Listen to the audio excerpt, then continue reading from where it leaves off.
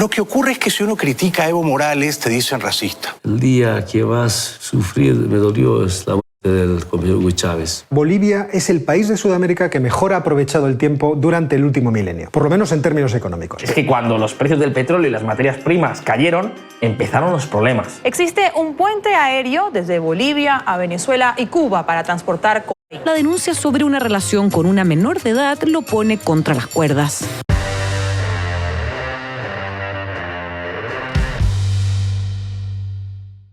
Juan Evo Morales Ayma nació en una familia pobre en un remoto pueblo de los fríos valles del occidente boliviano, en 1959. Ser pastor de llamas, pasó a las filas de los sindicatos agricultores de hoja de coca y en los 90 fue uno de los fundadores del partido de izquierda Movimiento al Socialismo, con el cual hizo frente a una represión gubernamental contra los cultivos de hoja de coca. Tras un intento fallido, ganó finalmente la presidencia en 2005. Y llegó con promesas para combatir la corrupción, la pobreza de los pueblos indígenas, nacionalizar el sector energético y ponerle impuestos a los más ricos del país. ¿Cómo quería que le llamase? Solo Evo. Y la mayoría me dice Evo. Y ahora un poco me está gustando que los obreros me dicen compañero presidente, compañero presi. Pero le he eliminado excelentísimo presidente. Yo sigo pensando que excelentísimo viene de excelentísimo. Yo no me siento lento. Segundo, señor. El señor viene del señorío. Y yo no me siento que vengo del parte de esa clase, de esa casta social. Solo entre el 2001 y el 2005 Bolivia tuvo 5 presidentes. ¿Cómo logró Evo conquistar esa estabilidad política en un país en el que los presidentes no llegaban ni siquiera a un año de gobierno? Pues esta inestabilidad política previa en gran medida se ha debido a que el propio presidente era el que hacía los conflictos. Recordemos que él era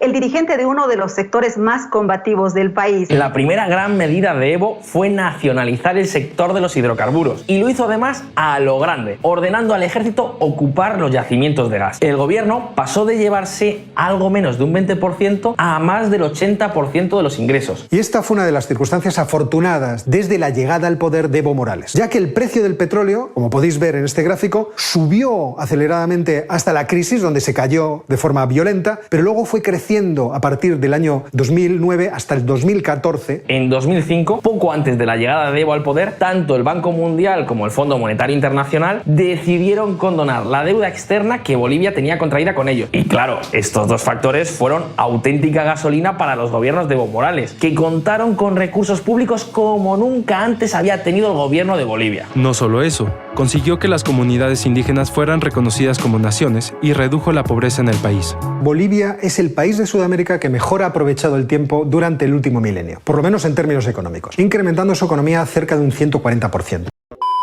¿Cuándo va a bajar el gasto público? ¿Y por qué tiene que bajar el gasto público? Porque la Argentina vive gastando más de lo que ingresa sistemáticamente y evidentemente nunca alcanzan los ingresos para cubrir el déficit. Entonces, en algún momento hay que ajustar el déficit. Pero es la única forma de hacerlo. No, la otra es aumentando los ingresos, que hasta ahora nunca funciona. Entonces, ¿por qué no probar con bajar el gasto? ¿Y funcionó alguna vez? Es que nunca se hizo. En el mundo hay Tal vez usted sea el experiencias. primer ministro que baje el gasto. No es a lo que apuntamos. Es verdad que el gobierno de Evo Morales ha hecho cosas relativamente bien. Por ejemplo, de todos los gobiernos de izquierdas en Latinoamérica, ha sido el más prudente a la hora de gastar. El gran problema de la Argentina es el gasto público, es decir, que el gran problema de Argentina está dentro del Estado. De hecho, ha reducido la deuda pública y ha acumulado ahorros importantes. Para poder crecer, tenés que invertir. Para invertir, digamos, previo tenés que ahorrar. Digamos, sin ahorro no hay inversión. El primer elemento que conspira contra el crecimiento económico es el nivel del déficit fiscal que tiene Argentina. Y ha contribuido enormemente a la cohesión social con la integración de los pueblos indígenas. Bueno, él mismo es un aymara, pero claro, es que cuando los precios del petróleo y las materias primas cayeron, empezaron los problemas. El país es hoy más dependiente de los recursos naturales que cuando Evo Morales llegó al poder. Las decisiones a lo largo de sus mandatos, tanto políticas como económicas, también tuvieron efectos negativos. Sectores privados llevaban años rechazando ciertas políticas, como la nacionalización del gas. Además, con la caída de precios del petróleo, el crecimiento económico se redujo de manera significativa, lo que llevó a fuertes críticas de su oposición. A todo esto se sumaron escándalos de corrupción. Se cuestiona tanto la acción ambiental de su gobierno, contraria a lo planteado, como su apego al sillón presidencial. Lo que ocurre es que si uno critica a Evo Morales, te dicen racista. ¿Cómo te puedes meter con el pobre Evo, que es indígena, que era analfabeto? Entonces, si yo critico a Evo, si digo que Evo era un soy un racista. Si digo que Evo hizo fraude electoral, soy un racista. Si digo que Evo vendía cocaína En Bolivia, al cártel de Sinaloa, soy un racista. Entonces nadie se anima a criticar a Evo porque él juega la carta racial para ser invulnerable a las críticas. ¿Se siente identificado con esta foto? Ah, sí. ¿Qué piensa cuando la ve? Profundo sentimiento. Son hombres históricos. Fidel, Chávez. Me duele mucho que Chávez no nos acompañe. Fidel está de edad muy avanzada, pero cuidándose bien para seguir opinando, acompañándonos. Usted sabe que esta foto, en Europa y en Estados Unidos, a esta foto se le denominaba el eje del mal. Primero el eje del mal era Fidel con Hugo. Y yo me sumé directamente al eje del mal. Finalmente no era eje del mal, sino el eje de la humanidad. El mejor homenaje a Fidel, a Chávez, es la unidad del pueblo latinoamericano. El mejor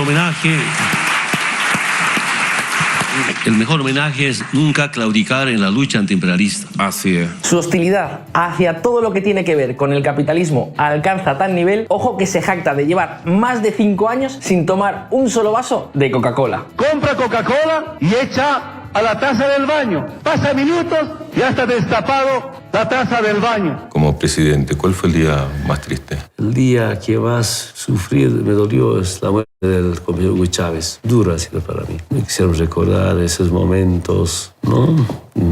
Perder como un compañero, un vacío no solamente en Venezuela, sino en Sudamérica. Bolivia ha sido siempre un gran productor de planta de coca. Esta planta también tiene un uso, digamos, mucho más lucrativo. La producción de cocaína, la droga ilegal que más dinero mueve de todo el mundo. Evo Morales, los casi 14 años que fue dictador de Bolivia, controlaba y supervisaba todo el negocio de la producción de cocaína en ese país y principalmente la venta desde la región del Chapare al cártel de Sinaloa, del Chapo Guzmán, ahora controlado por los descendientes, los vástagos del Chapo. Según el texto escrito por el periodista brasileño Leonardo Coutinho, existe un puente aéreo desde Bolivia a Venezuela y Cuba para transportar cocaína. Esta revelación la habría hecho un expiloto y socio de la aerolínea La Mía, al autor del libro titulado Hugo Chávez o Espectro. La cocaína era mucho más barata en Bolivia que en Perú y en Colombia. ¿Por qué era más barata? Porque era completamente seguro producir coca, sembrar y cultivar coca en Bolivia, dado que el jefe del Estado era al mismo tiempo, desde el año 96, el presidente de las 6 federaciones cocaleras del Chapare, es decir, el jefe del cártel. Hay preocupación entre oficialistas y opositores bolivianos por el documento sobre el cártel de Sinaloa,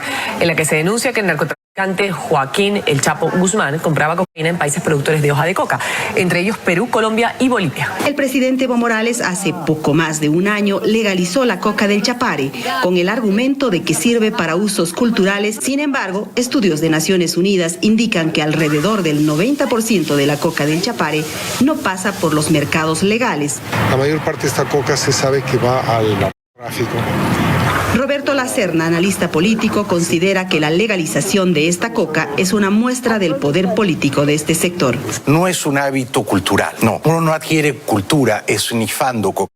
Al contrario, uno destruye neuronas, uno envilece su espíritu y uno recorta dramáticamente su existencia. El Ministerio de Justicia de Bolivia abrió una investigación sobre una supuesta relación amorosa del líder del movimiento al socialismo, el renunciado expresidente Evo Morales, con una menor de edad. La señorita, cuyo nombre no voy a revelar, habría tenido una relación sentimental con Juan Evo Morales Ayma y habría quedado embarazada cuando tenía 15 años, teniendo una hija cuando tenía 16 años esta niña. Presidente de buen corazón, a todas las ministras les quita el calzón. Durante sus años como presidente fueron varias las frases que obligaron más de una vez a Evo Morales a pedir disculpas públicas. Este compañero debe ser a la oficial, le pega la secundita. También me lo trae de cada sindicato. En Bolivia era secreto a voces que el expresidente ha tenido varias novias, hijos a los que incluso le ha costado reconocer, pero la denuncia sobre una relación con una menor de edad lo pone contra las cuerdas. Es mi enamorado desde el 24 de mayo de 2020. Más antes era mi amigo, pero teníamos un trato diferente con él. Se han cotejado informaciones con el CEGIP y con el CERESI. La menor existe, la madre existe y la menor tiene como padre registrado a Juan Evo Morales Ayma. aseguran que Noemi Meneses, una joven que hoy tiene 19 años, habría comenzado una relación sentimental con Evo Morales cuando tenía apenas 14 años. El gobierno de Bolivia presentó una denuncia contra el exmandatario por los supuestos delitos de estupro y tráfico de personas. En 2008, él mismo lo insinuó como una broma. Yo dije alguna vez que acabo mis años de gestión con mi cato de coca, mi quinceañera y mi charango. Señor alcalde, esa casita expropiese y este edificio expropiese. Este es un teatro, expropiese. Caracas, expropiese. Esto allá en la esquina, expropiese. Jacqueline ahora, expropiese. Ajá, pero eso está en manos del gobierno, ¿verdad? Señor alcalde, esa casita expropiese y este edificio expropiese. Este es un teatro, expropiese. Caracas, expropiese. Esto allá en la esquina, expropiese. Jacqueline ahora, expropiese.